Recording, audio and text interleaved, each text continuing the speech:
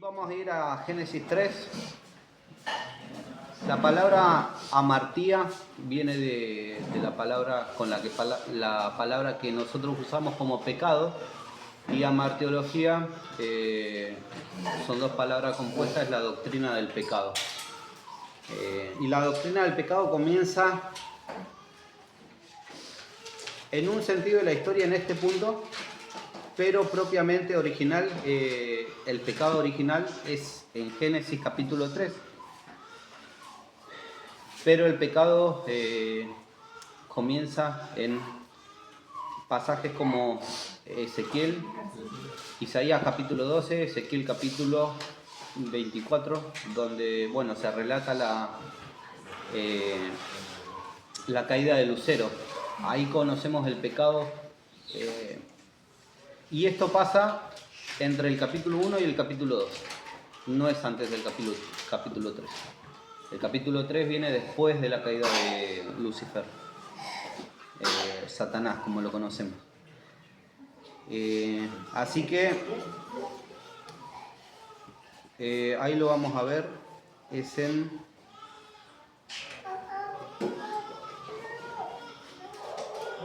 Lo tenía que anotado.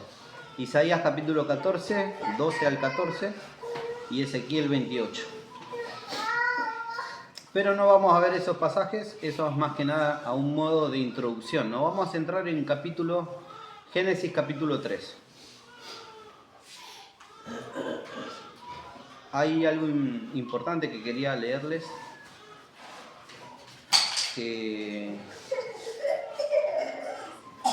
Si lo pronuncio mal, ahí tengo a varios traductores. Buen día. La confesión de Westminster. Ahí tengo el traductor. Bueno, es un compilado de enseñanzas, un credo de lo que creemos o de lo que más o menos se asocia a lo que nosotros creemos. Y ahora lo perdí. Pero da una definición de pecado muy, muy ilustrativa, y creo que nos va a ayudar a entender bastante de lo que vamos a leer hoy en cuanto a la doctrina del pecado, en cuanto al hombre, en cuanto a la caída. Dice así, si alguno lo quiere buscar después, está en el capítulo 6 de la Confesión de Fe de Westminster. Dice: nuestros primeros padres, siendo seducidos por la sutileza y tentación de Satanás, pecaron al comer del fruto prohibido. Según su sabio y santo consejo, quiso permitirles este pecado. O sea, esto no se escapa de lo que Dios ya ha hecho. No se escapa de su plan soberano. No es una excepción a la regla, no es un accidente. Dios no es que no sabía o no estaba en conocimiento del capítulo 3, proponiéndosele ordenarlo para su propia gloria. O sea, Dios, este capítulo 3, la caída de Adán y Eva y la entrada del pecado al mundo, es parte del plan de Dios, pero también es parte del fin, que es su gloria. No se escapa de eso. Por este pecado cayeron de su rectitud original y de su comunión con Dios. Y de esta manera quedaron muertos en el pecado y totalmente contaminados en todas las partes y facultades del alma y del cuerpo. Siendo ellos la raíz de toda la humanidad, la culpa de este pecado fue imputada, y la misma muerte en el pecado y la naturaleza. Es bastante ilustrativa, hay varios conceptos buenos para ver, para entender. Pero comienza el capítulo 3 hablando de un pero. Acuérdense que el capítulo 1 y el capítulo 2 habla de la creación, habla del rol que Dios le dio al hombre, el rol que le dio a la mujer, la creación del hombre, la creación de la mujer. La regla, el mandato de todo el fruto del huerto podrás comer menos del árbol del bien y de la vida del mal. Así que comienza con un pero, y ahí comienza, o sea, nosotros entendemos estos pasajes como narrativa histórica. El entenderlo como narrativa histórica a nosotros nos va a enseñar de que esto es algo real. Esto no es...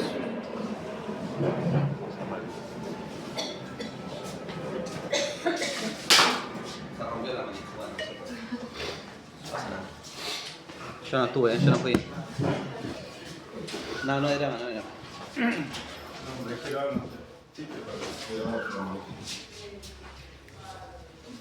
Hablábamos de que el entenderlo como algo histórico y gramatical nos enseña a nosotros a entender de que esto es algo histórico, esto es algo real.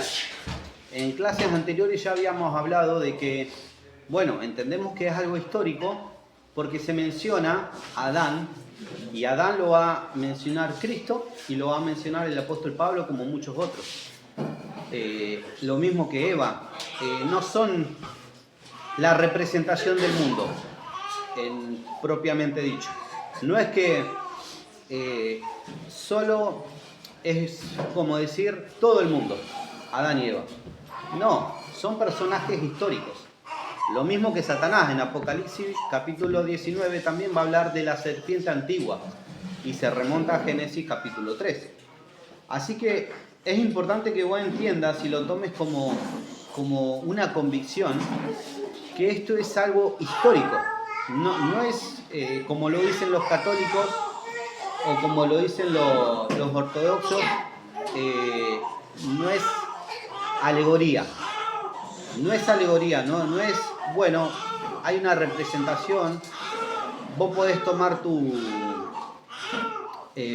propia enseñanza, vos podés tomar tu punto de vista. En la universidad la verdad es relativa, en el mundo la verdad es relativa, acá la verdad no es relativa. Hay hechos históricos, hay personajes históricos, hay enseñanzas que se enseñan en este momento y se repiten a lo largo de toda la historia de la Biblia como personas históricas y reales. Por ejemplo, cuando habla de la sangre de Abel clama, y eso lo repite también en Hebreos. No está hablando de algo alegórico, está hablando de algo histórico, y es así que nosotros lo debemos tomar así. Muchas enseñanzas en la historia de la Iglesia se han desviado por tomarlo de manera alegórica o de manera mitológica. Por ejemplo, bueno, todas las culturas tienen la creación del mundo. Para los mayas hubo un dios que formó del barro al hombre, tomó maíz, le dio de comer, ¿me entendés?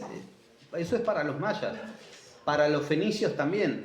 Y todos tienen los egipcios también, o sea, todos tienen una forma de ver cómo se creó el mundo. Pero esto es algo histórico y real, cosas que no tienen los demás. Esto es algo histórico. Así que eso es importante entenderlo. Y también quien escribe, Moisés, lo escribe enseñándole al pueblo en el desierto cómo ellos han llegado a ese punto del desierto. ¿Quién era Dios? ¿Quién era yo soy el que soy? ¿Quién era Jehová?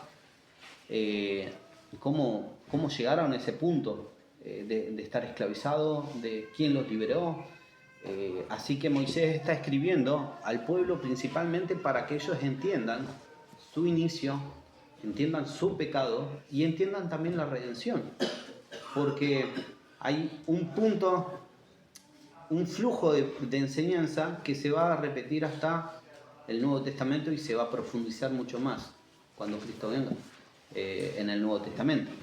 Así que, hechos importantes, dice el punto 2.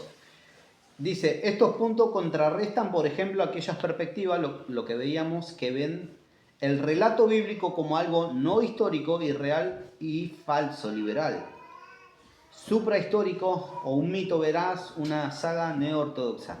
Estos puntos afirman fuertemente la perspectiva conservadora que el relato es verdadero y basado en los hechos. Un evento real que toma lugar en la historia, en un punto en común de la historia. Ninguna información se da en cuanto al lapso de tiempo entre el final de la semana de la creación y la caída. Eso es lo que hablábamos. No hay a ciencia cierta en qué momento pasó, pero sabemos que pasó después de la creación. No sabemos cuánto pasó del capítulo 2 o del capítulo 1, como no sabemos cuánto tiempo pasó del capítulo 1 al capítulo 2. No son eventos históricos, no son eventos en los que se vea la cronología. En cambio, en el capítulo 4 y 3 podés verlo por la edad que tiene Adán y cuánto vivió Adán y cuándo fue que nació, a qué edad nació Caín y Abel. O sea, eso lo podés medir dentro de una cronología. Dice, usualmente se asume que este lapso de tiempo es corto. ¿Por qué? Bueno, no se menciona ninguna otra cosa significativa en cuanto al hombre. Es aparente por una comparación de los versículos de los capítulos 1 y 2 con la introducción de la serpiente en el capítulo 3. Que la caída de Satanás ocurrió, como habíamos hablado antes, en el lapso de tiempo, entre el capítulo 1 y 2 al 3. Bueno, eso lo podemos ver en Isaías 14, lo podemos ver en Ezequiel capítulo 28, en Lucas 18, en Apocalipsis 9 y capítulo 12. La cantidad del lapso de tiempo no es particularmente importante. Acá lo que Moisés nos quiere mostrar es cómo el hombre cayó de su estado natural, de la creación. Una serpiente real usada, como habíamos hablado, no es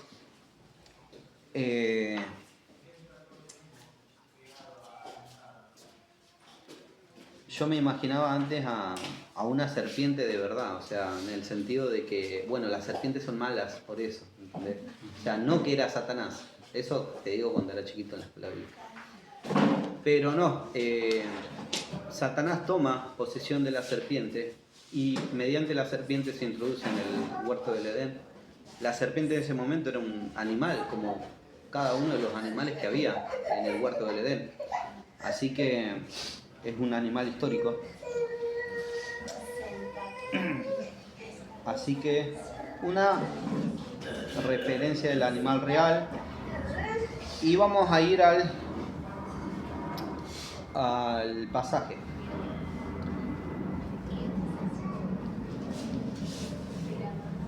Vamos a leerlo y después vamos a explicarlo bien.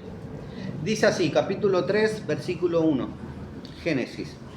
Pero la serpiente era astuta más que todos los animales del campo que Jehová Dios había hecho, la cual dijo a la mujer, ¿con que Dios os ha dicho, no comáis de todo el árbol del huerto? Y la mujer respondió a la serpiente, del fruto de los árboles del huerto podemos comer, pero del fruto del árbol que está en medio del huerto, dijo Dios, no comeréis de él, ni le tocaréis, para que no muráis.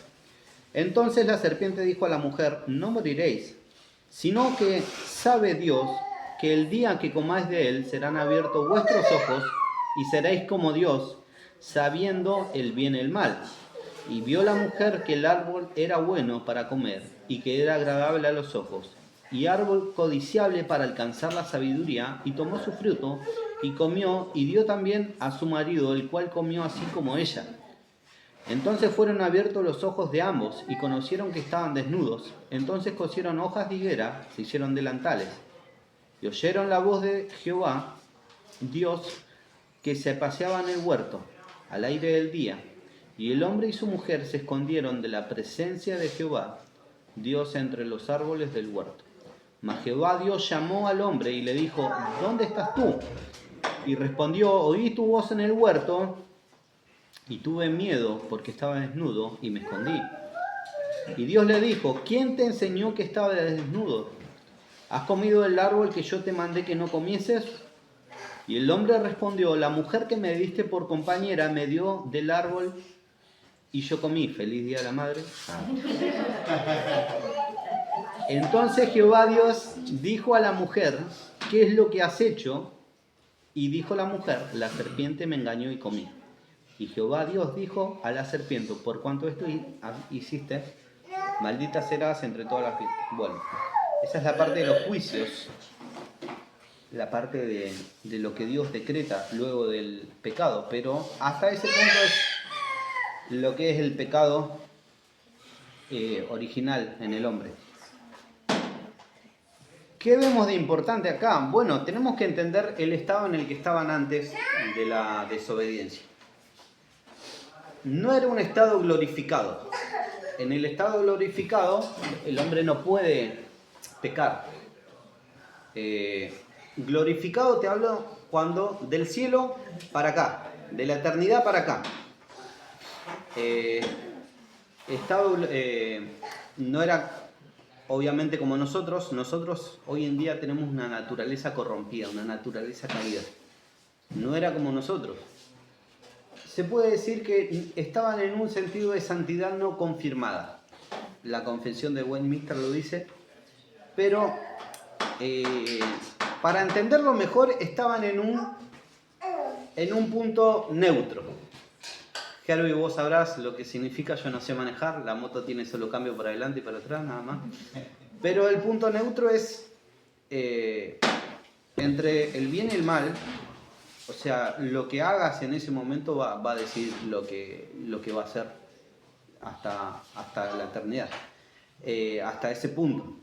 Es un punto en el que no está ni glorificado, ni santificado, ni está corrompido.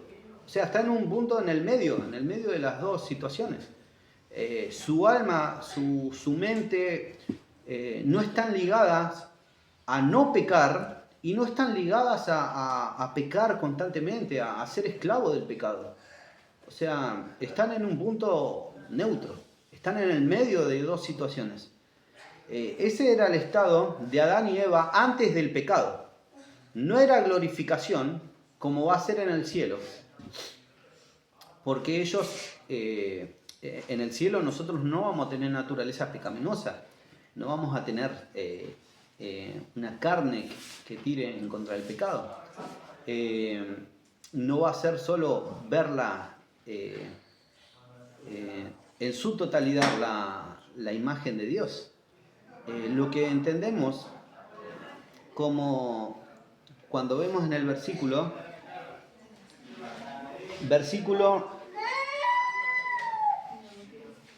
8, no es una glorificación y ver la santidad de Dios en su total esplendor. Porque cuando Dios dice nadie ha visto a Dios jamás, está hablando de nadie. O sea, ni siquiera Adán y Eva. Lo que están viendo ahí es la imagen de Cristo. Es el ángel de Jehová. Es lo que conocemos como en el Antiguo Testamento el ángel de Jehová. No es el esplendor de la gloria de Dios en su totalidad, porque nadie ha visto a Dios jamás. Ellos están en un punto donde ven al ángel de Jehová, donde ven a Dios. Dicen, y oyeron la voz de Jehová que se paseaban en el huerto alrededor del día. Ellos están en una comunión constante con Dios. Ellos pueden hablar con Dios. Y Moisés es muy claro en evidenciar qué cosas cambiaron entre el pecado y su estado anterior. En el momento en que pecaron, hay muchos relatos que se muestran muy parecidos a esto. Por ejemplo, el pecado de David, el pecado de Acán. ¿Se pueden acordar de esas situaciones? Bueno, es la misma estrategia. Es ver, codiciar y tomar. Lo vas a ver acá en Génesis 3, lo vas a ver, no me acuerdo si Primera de Samuel, por ahí Terry lo puede recordar, el pecado de Acán, y lo vas a ver también en el pecado de David. También lo vas a ver en Sansón. Vi una mujer y quiero esa mujer. O sea, es el proceso de la tentación lo que se forma acá con no la manzana, el fruto. Me acuerdo que habíamos enseñado a los niños hace años y le habíamos puesto una manzana, no era una manzana. Y el nene va y la madre viene y me dice, mi hijo no quiere comer manzanas porque dice que está mal eso. Bueno, después lo entendimos bien y ahora le ponemos, no sé, un cacao, no lo ve nadie, ¿viste? Acá en Argentina. Y bueno, pero no era una manzana, era un fruto. Pero miren cómo es cómo es el desarrollo de la tentación y el pecado en este punto. La serpiente era más astuta que todos los animales del campo que Jehová Dios había hecho, la cual dijo a la mujer, ¿con que Dios os ha dicho, no comáis de todo el árbol del huerto? ¿Qué es lo que pasa acá? Bueno, hay un mandato, el mandato lo entienden, lo saben, ellos saben y saben que todo árbol del huerto no pueden comer. Pueden comer menos del árbol del bien y del mal, del árbol de la vida. Hay un mandato para que haya una corrupción, para que haya una infracción, tiene que haber sí o sí un mandato. El mandato está, o sea, Dios lo ha puesto. ¿Y cómo comienza la tentación? Siempre va a comenzar de dos maneras, de una manera. Con la duda.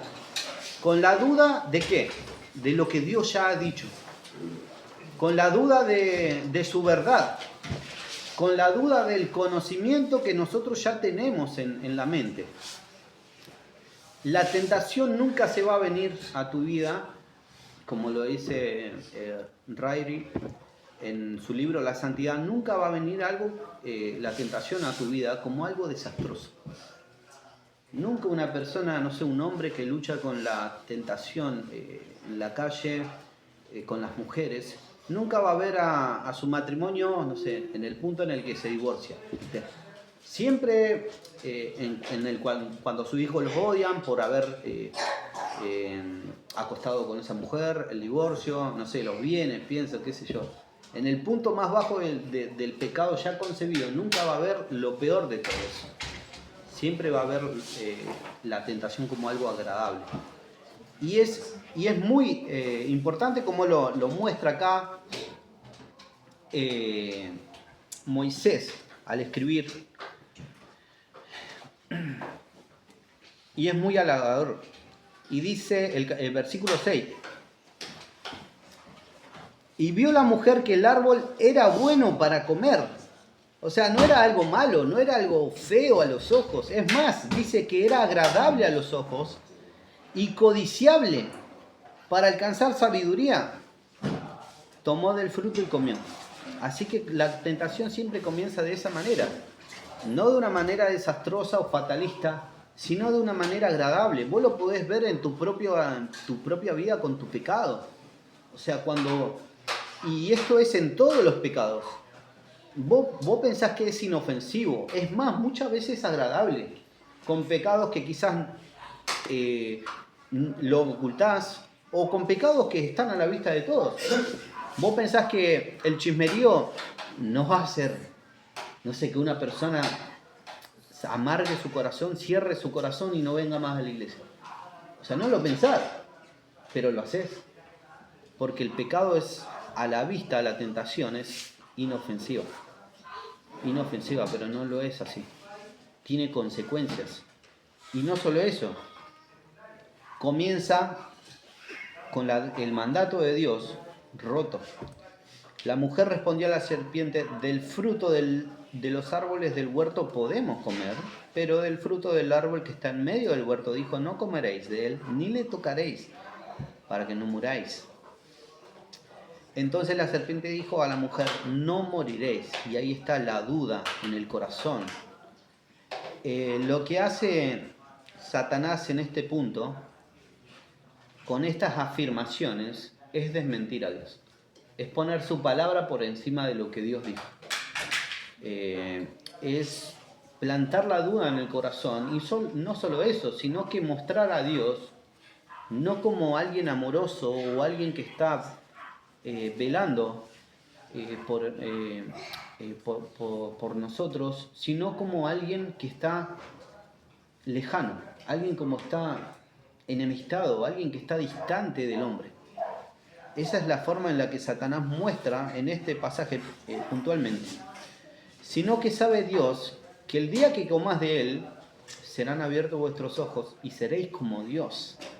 Y hay mentiras que Satanás va plantando en el corazón, que si vos ves bien en tu vida personal, hasta lo podés descifrar, sabiendo el bien y el mal. Y otra cosa que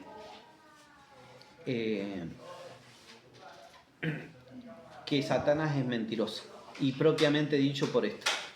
Dice así el capítulo 2, versículo 9, versículo 8. Y Jehová Dios plantó un huerto en Edén, al oriente, y puso allí al hombre que había formado. Y Jehová Dios hizo nacer la tierra de todo árbol delicioso a la vista y bueno para comer, también el árbol de la vida, en medio del huerto, y el árbol de la ciencia del bien y el mal.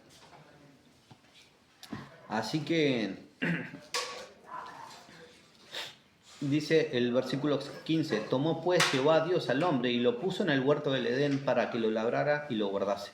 Y mandó Jehová Dios al hombre diciendo, de todo árbol del huerto podrás comer, mas del árbol de la ciencia del bien y del mal no comerás, porque en el día que de él comieres, ciertamente morirás. Así que ahí vemos el mandato, ahí vemos lo que Dios impide, lo que Dios prohíbe, por el bien del hombre. Y ahora vamos a ver las consecuencias de ese pecado. Dice el apunte, el mandato comunicado a Eva, ya lo vimos, no tocaréis, es una extensión para revelar que ella entendía completamente lo que había sido expresado. O sea, ella tenía una conciencia plena de lo que tenía y lo que no tenía que hacer. Un mandato atacado por Satanás, lo que vimos recién, ese mandato es atacado y pone en duda. Los mandatos de Dios eran innecesarios y falsos, y también redefinidos por Satanás. Ciertamente no moriréis, o sea, no tendréis consecuencia, o sea, no tendrás una consecuencia tal, pues Dios sabe que seréis como Dios. Él hizo que fuera la decisión de Eva y no la de Dios. Consecuencias reales para todas las partes involucradas en la tierra. Bueno, y acá vamos a empezar con el punto de las consecuencias. Esto véanlo como un juicio. Alguien rompió las reglas y ahora tiene que ser enjuiciado. Tiene que cumplir las consecuencias. Y hay muchas cosas importantes en cuanto a lo que es expresado. Dice así, vamos a empezar por el... bueno, acá hay una parte que me salté, que habla el versículo 8. Oyeron la voz de Jehová Dios que se paseaba en el huerto al aire del día, y el hombre y su mujer se escondieron en presencia de Jehová Dios entre los árboles del huerto. Acá es donde vemos el cambio de naturaleza. Acá en el capítulo 8 ya vemos una naturaleza corrompida de Adán y Eva. Oyeron la voz de Jehová que se paseaba por el huerto, y encima dice, al aire del día, o sea, a la vista de todos, como comúnmente pasaba, y el hombre y su mujer se escondieron de la presencia de Jehová Dios entre los árboles del huerto. Mas Jehová Dios llamó al hombre y le dijo, ¿dónde estás tú? Tenemos que entender bien las preguntas acá de Dios, que no son a modo de ignorancia, no vienen de parte de la ignorancia, no es que Dios no sabe dónde está, Él es omnisciente, Él lo sabe todo, Él lo ve todo. Lo que Dios está haciendo es extendiendo su misericordia para poder perdonar, y eso lo va a hacer siempre Dios, porque si vos te pones a pensar en este punto de la historia, donde nosotros vivimos, vos no recibís las consecuencias totales del pecado. Hasta el día de hoy, vos no recibís las consecuencias en su plenitud del pecado. Es así. O sea, nosotros por pecar, el Señor tiene misericordia. Tiene misericordia y pone situaciones para que vos confieses el pecado, para que vos te muestras arrepentido. Él allana el camino para el arrepentimiento. Es el hombre quien se esconde de Dios. Y esto es un claro ejemplo de la humanidad. El hombre está escondido de Dios, se esconde de Dios, creyendo que Dios no lo puede encontrar, obviamente. Pero esto es lo que vemos como la depravación total. O sea, el hombre está en este punto de la historia en donde no quiere ser encontrado por Dios. Quiere vivir su vida, quiere satisfacer sus deseos. Por eso es difícil entender personas. Yo hablaba con una persona en la semana que cree que tiene incidencia en la salvación, que él encontró a Dios. Él no encontró a Dios. O sea, lo vemos en pasajes, y no hay 1 o 2, 3 pasajes, son muchos pasajes que muestran que el hombre está totalmente alejado de Dios y corrompido por su propia naturaleza, por su pecado.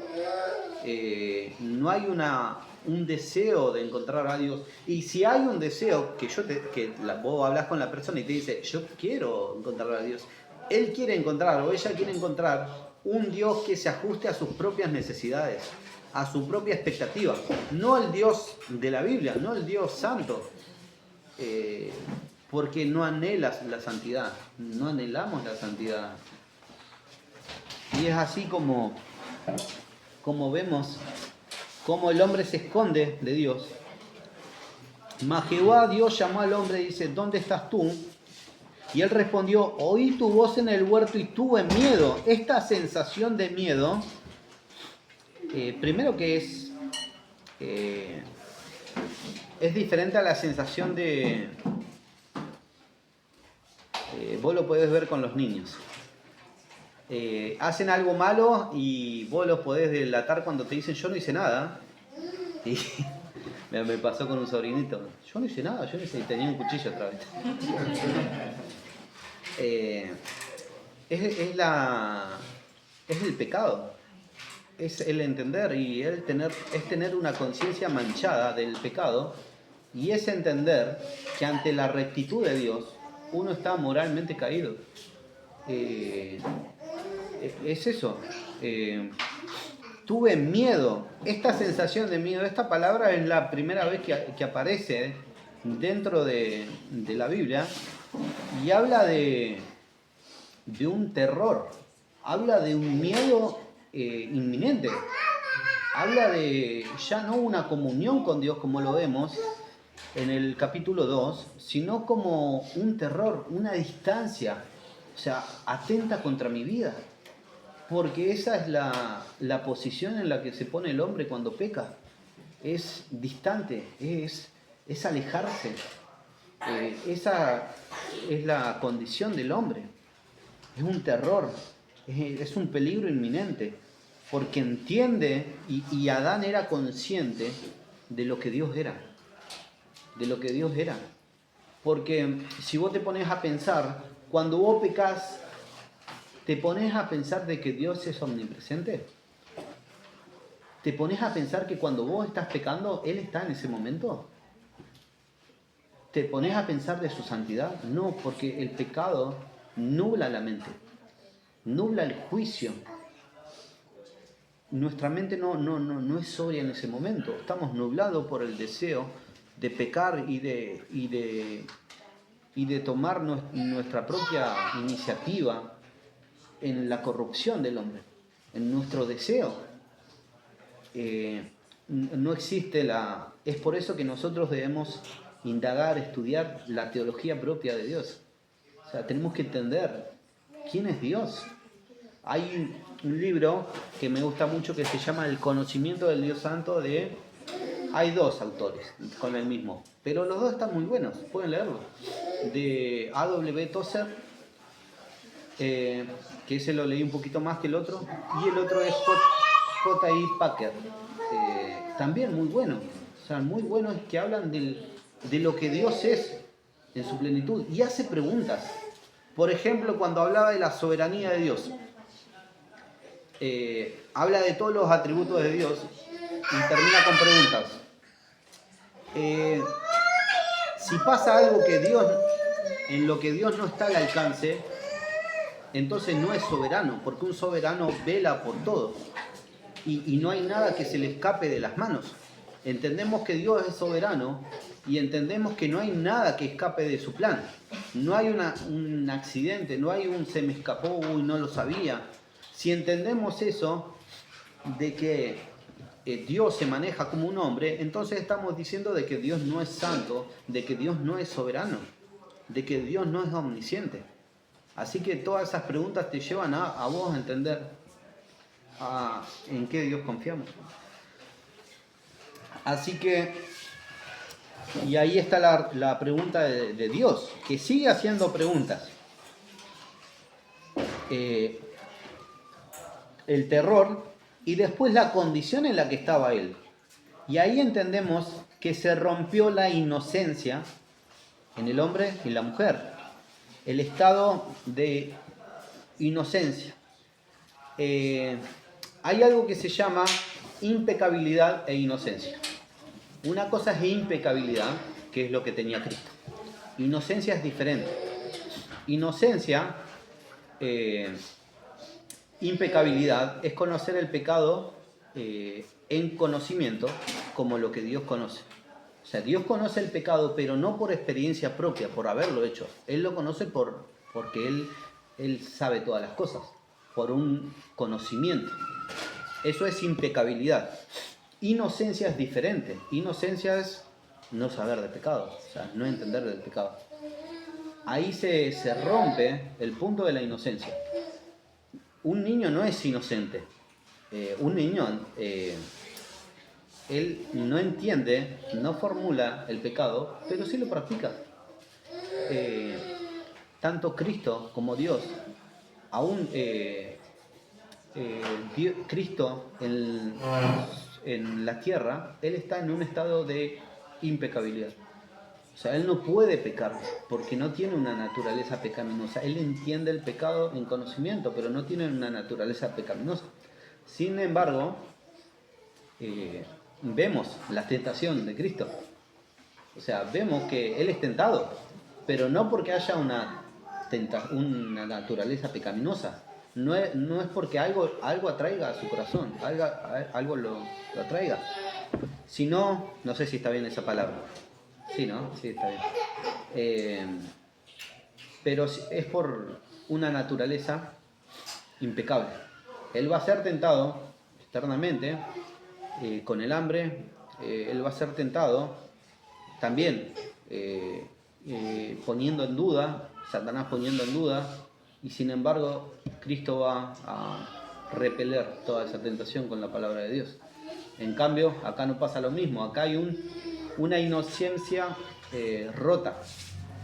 En ese momento de inocencia rota, entiende Adán y Eva que estaban desnudos. Antes estaban desnudos, pero el estar desnudo no era un pecado, o sea, es la creación del Señor. Ahora, la mente de Adán y Eva se corrompe y se rompe al entender que estaban desnudos. Lo bueno que Dios había hecho ahora se convierte en pecado. Ahora se convierte en una situación de tentación. Vos podés verlo en todos los ámbitos de las cosas buenas que el Señor ha creado. Por ejemplo, la música. Vamos a algo que nos gusta a todos. ¿Cómo fue creada la música? La música fue creada ¿dónde? En el cielo. El Señor la creó. Hoy la música no va destinada a la gloria de Dios. Y ahí podemos verlo en todas las situaciones en todas las situaciones de... ¿Alguien le puede abrir una? Ahí va a estar bien. En todas las situaciones que el Señor ha creado cosas buenas y el pecado lo ha corrompido, lo ha roto. La música, el sexo, mismo... en principal el cuerpo del hombre, el trabajo, y ahora vamos a ver bien las consecuencias de lo que pasa. Entonces Jehová Dios dijo a la mujer, ¿qué es lo que has hecho? Y Dios sigue prolongando su misericordia con preguntas. Y dijo la mujer, la serpiente me engañó y comí. Indirectamente vamos a ver cómo ninguno se hace cargo del pecado. Y Jehová Dios dijo a la serpiente, por cuanto esto hiciste, maldita serás entre todas las bestias. Bueno, después vemos a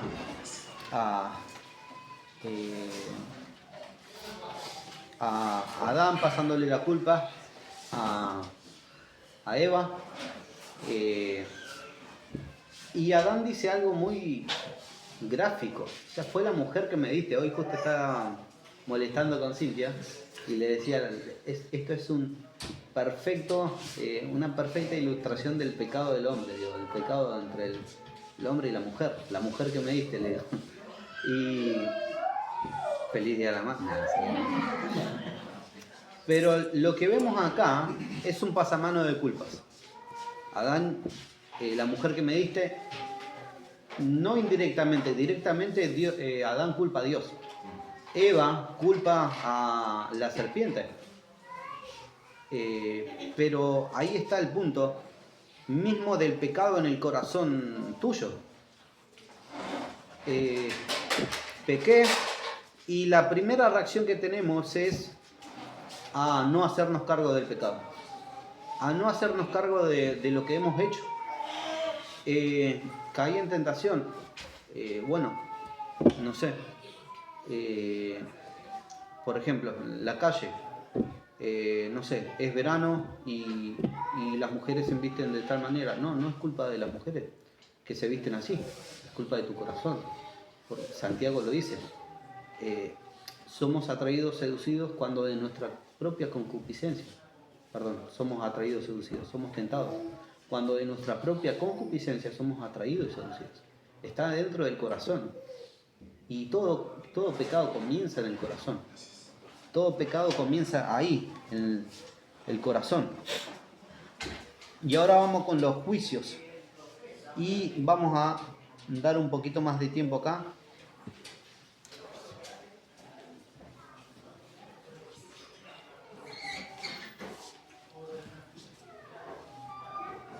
Dice así. Bueno,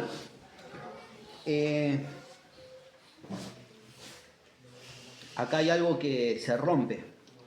Hay relaciones rotas, hay situaciones conflictivas. Ya no hay una armonía entre todas las partes, sino que hay situaciones generales, juicios generales y juicios específicos. Está la enemistad entre el hombre y la tierra, que desde ese momento la relación entre el hombre y la tierra ya no va a ser igual. Hablando del trabajo, del sudor, hablando entre la enemistad entre la serpiente y la mujer, también hay un juicio y hay una relación rota, y la enemistad entre la mujer y el hombre. Y vamos con la maldición de la mujer.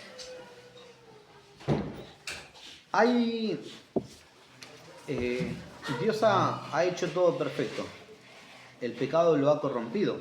Y Dios, desde el momento en que Eva peca, hay dos relaciones que van a ser la que las definen a la mujer.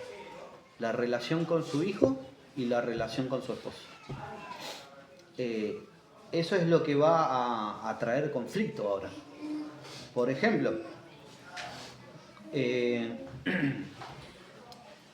vemos ahí en y Jehová Dios, el versículo 14, y Jehová Dios dijo a la serpiente, por cuanto esto hiciste, maldita serás entre todas las bestias, entre todos los animales del campo, sobre tu pecho andarás y del polvo comerás todos los días de tu vida. Eso para la serpiente.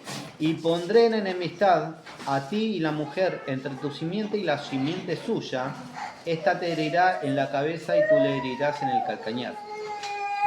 Dice así, versículo 16. A la mujer dijo, multiplicaré en gran manera los dolores de tus preñeces. Con dolor darás a luz a tu hijo y tu deseo será para tu marido. Él se enseñoreará de ti. ¿Qué es lo que significa tu deseo será para tu marido? Bueno, significa subordinación. Significa varias cosas. El plan de Dios era perfecto en ese punto, es perfecto. Lo que Dios había planeado para el hombre y la mujer es lo mismo, subordinación. Pero ¿qué clase de subordinación de la mujer al hombre? Una subordinación servicial, una subordinación amorosa, que eso iba a ser dentro del matrimonio. Hoy en día no es así, no hay una subordinación, y vamos a verlo bien reflejado en el texto bíblico. Ella iba a estar sujeta a su marido, la mujer. La diferencia de que el plan de Dios no era la enemistad.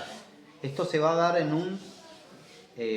una etapa, en un rol en una circunstancia de enemistad. No era el enfrentamiento, no era el rencor, el resentimiento, sino la sumisión perfecta y voluntaria a su esposo. Se dan cuenta de que la imagen de un matrimonio creyente es la misma imagen que Dios tenía aún en el principio con Adán y Eva. A causa del pecado se ha roto y muchas veces se rompe a causa del pecado, entre creyentes también. Pero es el mismo plan. O sea, lo que nosotros estamos haciendo como creyentes es mostrar el diseño que Dios ha dado en Génesis. El pecado lo ha roto completamente. Y dice así: cuando habla del deseo, hay varias palabras que se usan en el hebreo. No es el deseo sexual. No habla del deseo sexual porque una, que la palabra es diferente, y otra que en Génesis capítulo 2 Dios le da el mandato a Adán y Eva que fructificados y multiplicados. Dentro de eso está la relación sexual, un deseo sexual. No era algo monótono, no era, bueno, vamos a hacerlo porque sí, no, sino que hay un deseo. El deseo sexual está antes de la caída, antes del pecado. El deseo sexual, ojo, en el ámbito matrimonial, como lo hemos visto acá en Génesis, Adán y Eva, no es algo malo. O sea, el deseo lo ha dado Dios. O sea, es algo que el hombre se tiene y la mujer se tiene que regocijar. Pero se va a dar en el contexto del matrimonio. El deseo se corrompe luego de la caída. Pero no está hablando de tu deseo será para tu esposo. No está hablando del deseo sexual. Está hablando, la raíz de la palabra es árabe. La palabra esa, deseo, significa buscar control. ¿Qué significa? Bueno, que desde ese momento la mujer va a buscar el control en la relación. Eso es lo que significa, es la palabra textual en hebreo. Es buscar el control. Buscar el control sobre el marido, sobre el esposo. Significa buscar el mando, tener la autoridad, tener el control. Es así. Desde ese momento, la mujer va a estar tentada y va muchas veces a acceder a esa tentación de tomar el control en la relación. Por ejemplo, en la época de Pablo, había un grupo de mujeres, nosotros lo conocemos como feminismo, pero era mucho más radical en ese momento, que, bueno, se ponían ropa en la parte baja, pero en la parte del torso estaban totalmente desnudas las mujeres y estaban con lanzas y competían, iban a guerras con el afán de mostrar de que no eran menor que el hombre. Dentro de esto está el contexto del hombre en toda la historia, en la que subordina a la mujer, pero no en un servicio, en pisotear a una mujer, en someter a una mujer, en esclavizar a una mujer, en verla como un objeto sexual a una mujer. Hoy en día lo ves tranquilamente, vos ves vos hablás con compañeros del trabajo, compañeros de la escuela, o hombres, ellos no te lo van a decir si sos mujer, pero si sos hombre sí te lo van a decir muchas veces. O sea, es un deseo sexual, es un objeto sexual la mujer. Así que eso es lo que significa: buscarás el control de tu marido, tu deseo será sobre tu marido, él se enseñoreará de ti. Y esto es algo que Dios ha instituido, no de manera caprichosa, sino de manera como para mostrar el juicio, como para mostrar las consecuencias del pecado. Y la otra consecuencia es la relación con sus hijos. Bueno, hace poco presencié un parto y bueno, prepárense mujeres, ya las que son madres lo saben. Hoy con el avance de la medicina se mitiga un poco eso, si es por cesárea, igual hay dolor también, más si son los días posteriores. Pero, ¿cuál era el estado el plan de Dios antes de eso? Bueno, que la mujer dé a luz, pero que sea lo menos sufrido posible.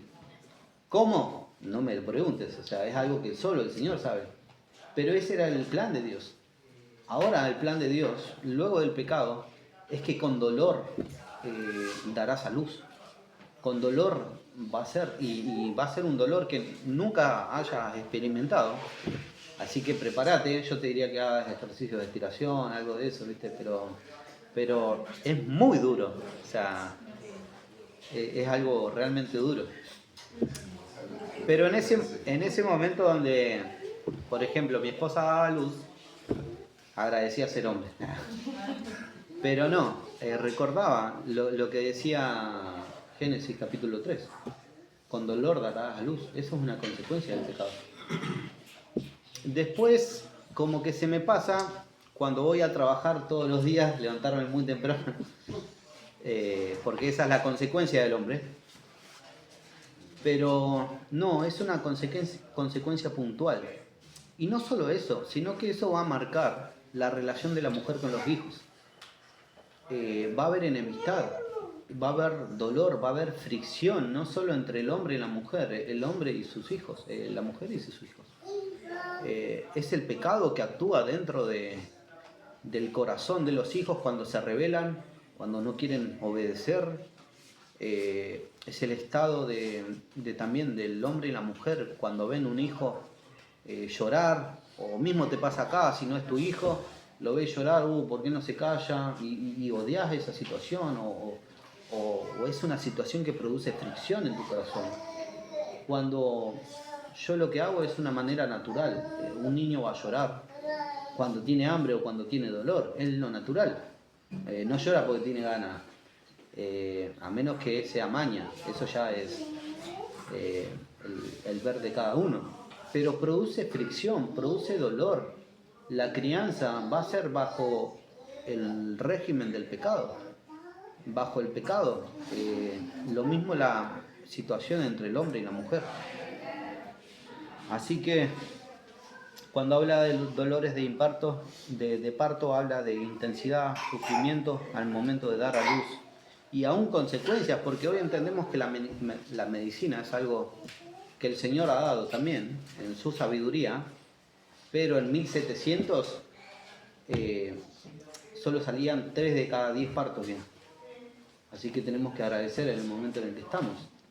Era tanto el dolor que las mujeres hasta morían, porque que el hecho de que una mujer no pueda dar a luz por parto natural no es solo en esta época, pasó toda la vida. La diferencia es que toda la vida mujeres morían por dar a luz.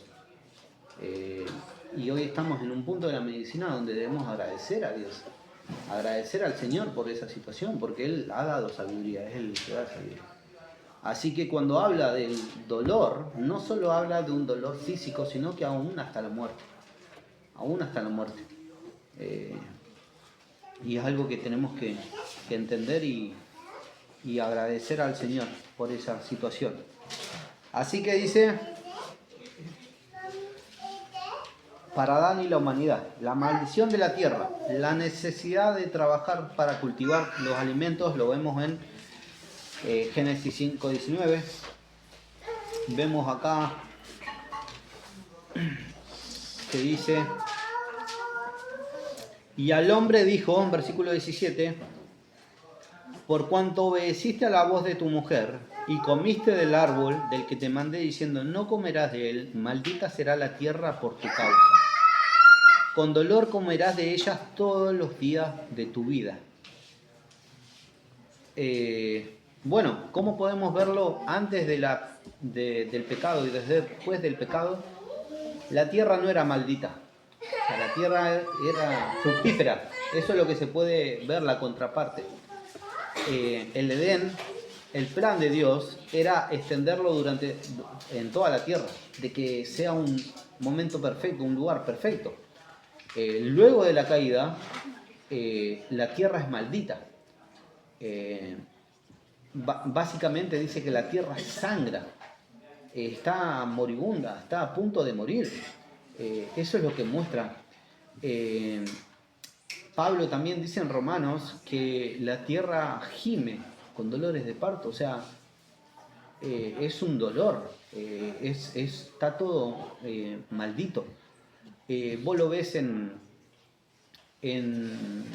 por ejemplo, acá es donde se da la distinción de la cadena alimenticia. Acá es cuando empieza el carnívoro, el que come hojas. En ese momento no había, o sea, no había esa distinción. O sea, vivían completamente en paz. En Jeremías, cuando habla del milenio, hay dos contrastes no contrastes, sino dos figuras que muestran cómo será el milenio. Dice que el cordero jugará con el león. Vos no ves a un cordero jugando con un león hoy. Vos ves a un niño riendo y jugando con animales capaz de matarlo. No, solo en la película nomás, pero la muerte está en esa situación. Y acá es cuando vamos a entender, hay una tendencia de que, por ejemplo, de que no hay que dar a luz a hijos por la sobrepoblación de la tierra. Bueno, eso es una mentira.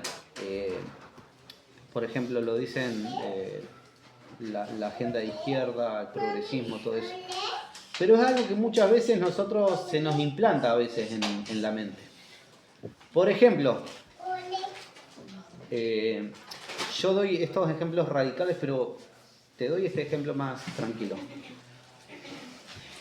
Bueno, la comida se está acabando. Cada vez hay menos plantas, sí, cada vez hay menos plantas. Pero hay algo que como creyentes debemos entender, que Dios sustenta la tierra con la palabra de su poder, de que Él es el que sostiene el universo. Y cuando habla del universo, está hablando del mundo y de su hábitat. O sea, si hay terremotos no es porque hay más hombres, sino porque Dios lo planeó así. Si hay menos comida, bueno, eso es una mentira. Vos vas al segundo país más poblado del mundo, como la India, ellos no comen vacas, no comen todo lo que pueden comer. Ahí tenés comida de sobra. Pero no solo eso.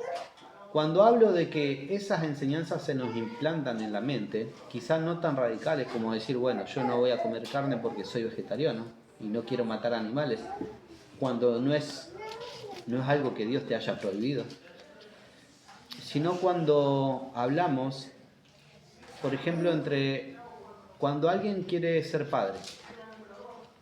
He escuchado a muchos que dicen, bueno, fíjate estar en una posición económica apta para poder ser padre. O mismo creyentes, bueno, disfruta tu matrimonio, o sea, disfruten esos años, son hermosos. Bueno, eso no es algo bíblico. Hay consecuencias grandes por ejemplo, hoy están los anticonceptivos, que no es algo natural. Las mujeres quedan mal después de eso, o sea, cambian totalmente sus hormonas y quedan con secuelas, sin poder dar a luz, sin poder tener hijos. Todo por querer disfrutar los años de matrimonio. Y cuando Dios habla en cuanto a fructificados y multiplicados, está implícito de que Él va a sostener todo, de que Él va a proveer todo. No tenés que tener el mejor trabajo como padre para tener un hijo. No tenés que estar en un sector del liderazgo. Sí hay condiciones que, bueno, serían sabias que las tengas, como, bueno, un lugar donde dormir, un trabajo, pero hay hombres del Señor que hasta, no sé, si fueran por ellos, serían, no sé, trabajan en pedido ya, en esas situaciones, y no trabajan en empresas. Pero sin embargo el Señor los sostiene por esa manera, porque el punto no es el trabajo que tengo, sino entender que yo tengo que trabajar como hombre, porque el Señor lo ha mandado así. Y el trabajo te va a costar. La consecuencia del pecado no es que ahora tengo que trabajar. El pecado, el trabajo ya estaba instituido antes de la consecuencia del pecado. La diferencia es que ahora vas a transpirar, vas a sufrir. No son dolores de parto, porque se los aseguro, no son dolores de parto, pero sí son dolores fuertes, el afán del día a día, el tener que viajar, el tener que ir horas y horas y trabajar, bueno, cada uno lo sabe. Pero la consecuencia del pecado está ahí. Y a eso es lo que vamos cuando nosotros muchas veces creemos que cosas que no son radicales, pero sí que están mal. Porque Mateo capítulo 6, ¿qué dice Jesús? Habla de, no os afanéis porque qué habéis de comer, qué habéis de beber o qué habéis de vestir. Bueno, no te afanes. O sea, ahí te lo dice todo. Y te da ejemplos claros y concisos en cuanto a tu vida. O sea, habla en tu vida personal, pero se aplica a un matrimonio, a una mujer. O sea, no te afanes. No vivas pensando en las preguntas que hay en mi mente. ¿Qué voy a comer? ¿Cómo voy a pagar la tarjeta? ¿Cómo voy a hacer con esto? Porque entendemos que nuestra vida depende de Dios. Y si el Señor permite, bueno, Él te va a sostener. Si el Señor te permite tener necesidad, porque no es una excepción a la regla eso. Si te permite tener necesidad, bueno, como Eclesiastés. Tener esa mentalidad de Eclesiastés que dice, no sea que tenga mucho, me olvide de Dios, y no sé que teniendo poco maldiga a Dios. ¿Qué habla? Bueno, que tengas lo necesario que el Señor te da. Y entender de que sea lo que sea, el Señor te lo da.